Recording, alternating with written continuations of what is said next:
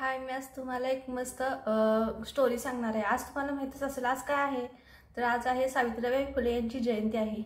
त्यांची अशी तुम्हाला सगळ्यांना, लहान बाळांना आवडणारी, मोठ्या माणसांना आवडणारी अशी छान तुम्हाला सगळ्यांना माहित असेल, तरी पण ऐकायला माझी कशी वाटते बघा। तुम्हाला छोटीशी कथा सांगत आहे। तर सावित्रीबाई फुले तुम्हाला सगळ्यांना ऐकूनच माहित असेल। सावित्रीबाई फुले यांच्या 9व्या वर्षी ज्योतिराव फुले यांच्याशी लग्न झाले। तर ज्योतिराव फुले एकदा असेच घरात बसले होते, त्यावेळी असे ते विचार करत होते। मग त्यावेळी सावित्रीबाई फुलेंना असं वाटलं की ज्योतिराव फुले कशाचा विचार करायचे। मग त्यांनी ज्योतिराव फुलेंना विचारले, अहो तुम्ही आज कशाचा विचार करत आहात इतका। त्यावेळी ज्योतिराव फुले म्हणलेत की बुधवार पेठेत एक माझी शाळा आहे। मग मग काय झाले। तर ज्योतिराव फुले म्हणलेत की खूप जरा अडचणी आहेत, तर काय करू। तर सावित्रीबाई फुले म्हणल्या, काय मी मदत करण्यासाठी काय आहे काय त्यामध्ये, तर सांगा, मी तुम्हाला करू शकेन। ज्योतिराव फुलेंना खूप आनंद झाला। ज्योतिराव फुलेंना पण वाटत होते की एक पुरुष शिकला की फक्त तेवढंच मर्यादित राहते, पण एक स्त्री शिकली तर काय होते, घरात सगळ्यांना काय होतं, त्याचा उपयोग होतो, लहान मुलांना घरात, आणि संसार खूप छान प्रकारे चालतो।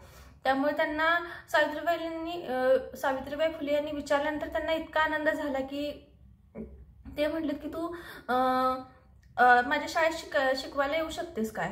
तर त्या म्हटल्या, हा का नाही, मी नक्कीच येऊ शकेन।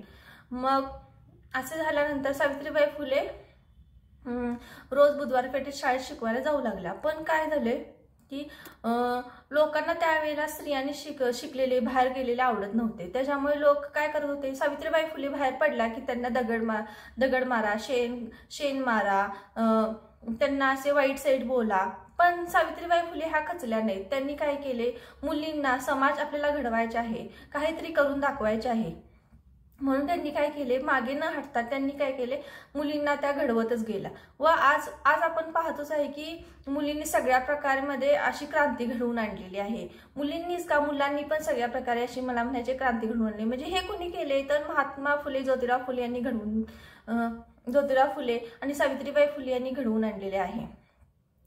पण हे घडवत असताना अचानकच काय झाले, 1857च्या काळी काय झाले, तर प्लेगची साथ मोठ्या प्रमाणात यायला लागली। लोक गाव सोडून जायला लागली, गावोच्या गाव पडू लागली। पण सावित्रीबाई फुले ह्या मागे हटल्या नाहीत, त्यांनी लोकांची सेवा केली। असे सेवा करताना त्यांची प्राणज्योत गेली। अशा थोर व्यक्तिमत्व, समाजकार्य करणाऱ्या व व्यक्तिमत्व व प्रेरणा देणाऱ्या सावित्रीबाई फुले यांना जयंतीनिमित्त माझा नम्र अभिवादन। थँक्यू। माझी स्टोरी तुम्हाला कशी वाटली सगळ्यांना ऐकून, तर त्याच्याबद्दल मला कमेंट करून नक्की सांगा। थँक्यू।